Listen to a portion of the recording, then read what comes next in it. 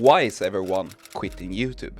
These last couple of weeks, we've seen announcement after announcement of YouTubers saying goodbye forever. On March 9th, I will be hosting my last Theory episode.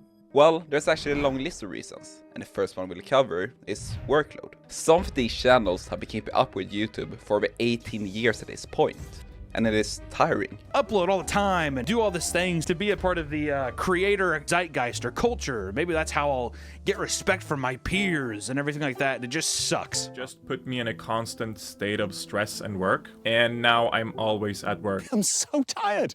There's nothing in my life right now except work. As I love you, and I love overthinking things, and I love theorizing, I don't love late nights.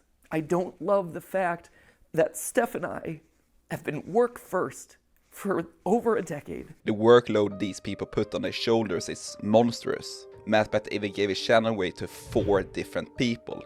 That is how much he worked on his videos. Nowadays, when a stand off the platform is starting to look like movies, and it's normal to have a team of people helping out with production, a normal video takes so much longer to create than it did back when these channels started. This doesn't just mean that you can produce 5 videos instead of 1 during the same time, but it also brought a lot of safety to creators. If one video flopped, well, then you have a new one in 2 days, not in 2 weeks. The viewers were also a lot more loyal during this period, since there were less people on the platform, and since subscribers actually mattered. When you subscribe to a channel, you see that channel, like that's how you're finding content. Is you subscribe to a channel, that channel's content is going to appear when you log in and you're looking at YouTube, and like that's how people found and watched videos. Now you have an environment where there are so many people making, you know, any kind of video, but in this case, Minecraft gameplay videos, that you have channels that'll spend an entire month. That's all they're working on is a new Minecraft video, whether it's a 100 days video or what have you. Some, in order to not have to spend an entire month, they have whole teams that they built up in companies around them with developers. As Jordan mentioned, beforehand it was mostly your subscribers that saw your videos, so when you build up a sizable audience, you could expect a certain amount of views. But nowadays, when you're always competing with everyone, even small channels gain these views, the competition is so fierce that you always have to produce outstanding content, no matter your size. One tactic people tend to do when the workload is too much is what MattBat has done, swapping the host to someone else. Just think about shows like Family Feud. Yes, for the last 14 years, Steve Harvey has been the face of the show, but if you ask your parents, they will probably say that Richard Dawson was the better host. But in some cases, this doesn't work out, like in the case of Mythbusters. With Mythbusters, everyone knows is Jamie Hyneman and Adam Savage, but they actually tried to do a reboot with Young Lung and Brian Loudon. They aired a show called Mythbusters Search, where they had a competition to find suitable hosts, but apparently it didn't work out. When the reboot happened, Young Lung and Brian Loudon immediately got compared to the old host, which is expected, but since they didn't have the same chemistry as Jamie and Adam, which was a huge part of the original show, the show was cancelled after 2 seasons. So, what will happen to the Theory channels? MattBat is undoubtedly one of the most respected people on the platform, and from what I've seen, Lee, Amy, Santi and Tom seem to fit as hosts. MattBat even stated himself how much passion these guys have and how much he believes in them. Most importantly though, they're each an expert in their own individual subject matter, and they've been spearheading the creative of the channels for the better part of the last year, and he has been so committed ever since. So committed, in fact, that I told him, hey, if you're joining the channels, you do realize that you're gonna have to read every single FNAF book, and he's like, boom, he did it. And we're up here going crazy in the FNAF attic. But not only did he read every FNAF novel, he also read every single Hello Neighbor book. Yeah, he went that far. Currently, he's working his way through Bendy because the new movie's coming up. If nothing else, I think that really proves his level of commitment and also his appropriate level of insanity. And I think what's maybe the most fascinating about all of this is that each of the 4 of them come to us from a completely different angle. So MattBat believes that they fit as hosts, but so did the heads of the broadcasting networks for Family Feud and Mythbusters, where one of the shows failed and one succeeded.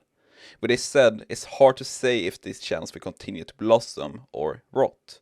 Only time will tell. But when we say that all of these YouTubers are retiring, it's not a traditional retirement where you'll never see them again in your life. A lot of these creators are fulfilled with the work they accomplished across these years on YouTube, so they're just searching out new goals. This project has worked and it's time to move on. I'm still going to be looking for interesting things to film here. There'll probably still be videos here from time to time. I really do love doing this. There is a part of my brain that desperately does not want this to end. So if you've got an idea for a future video, you can still tell me about it, and one day I might make it. Tom Scott is still running his podcast, Seth Everman started a music company, Mattbet apparently has a lot of plans behind the scenes, and Cat Sparkle's Minecraft series, well, it will still continue on his second channel.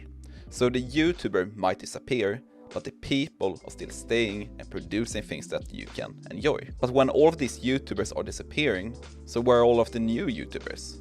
Well, you're kind of right with that statement. Where are all of these new YouTubers? This is what I like to call for the TikTokification. As we mentioned earlier, subscriptions matter a lot more beforehand than it does now. The algorithm that is feeding these videos to your homepage knows what you like watching, just like your For You page on TikTok. When you scroll through TikTok, you're not deciding what you're going to watch, the content is served right to you. Thus it's getting a lot harder to follow individual creators. Try this, name 5 YouTubers you like watching and 5 TikToks you like watching. Pause if necessary. It is much harder naming the TikTokers, right? It's not because you like either platform more than the other, it's because on TikTok you don't have a choice what you're going to watch, the algorithm chooses. But on YouTube, it's actually kind of the same. But on YouTube, the algorithm chooses a couple of videos that will show up on your homepage. But you still have to click on the video that you find the most interesting. And this small difference, this little extra step, makes you form a stronger connection to the video that you're watching. And as we mentioned before, the algorithm already knows if you're acting like a subscriber or not. So you see the channel more and more frequently on your homepage until you become a fan of the channel. Because how social media is evolving, the creator is becoming less and less relevant than the thing they created. So we as viewers are still looking at videos, but we don't really notice the person making them unless they stand out a lot. So all YouTubers aren't quitting and there's new ones coming, even though we don't think so. But hey, that's just a theory. My theory. If you liked the video, we're closing in on 500 subscribers right now, so consider subbing. Otherwise, that is all I have to say. So Leo, out.